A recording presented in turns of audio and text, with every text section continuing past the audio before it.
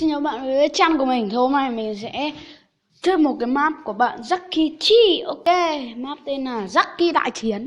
Mình sẽ để link ở dưới. Ok.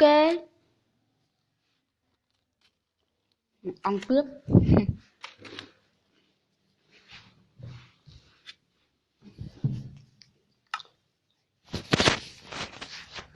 Xin ngộ không? Ui, ngộ không? Mình phải mất tiền để mua. Jackie map đột kích.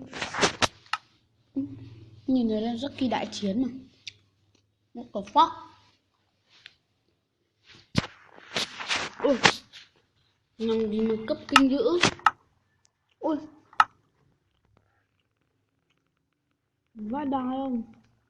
À, bạn này là map giống Buron chơi chuẩn con ngựa rồi. Việc mà có giống ấy đấy nhá. Mình cũng xem nên mình cũng biết cơ.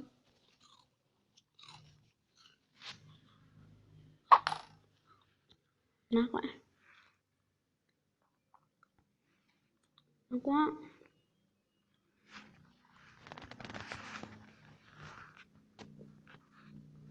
Mắc vào đây.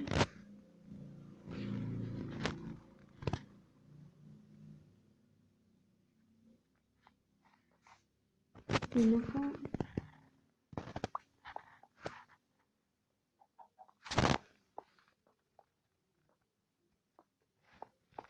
cái này nó mà muốn lặng quá.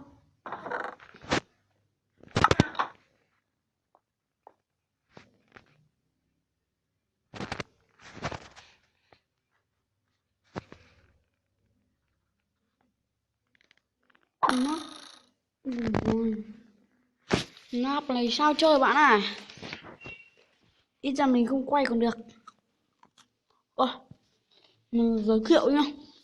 Các bạn, thì ơi mình măm kinh quá, nó không thể tưởng được luôn. Mà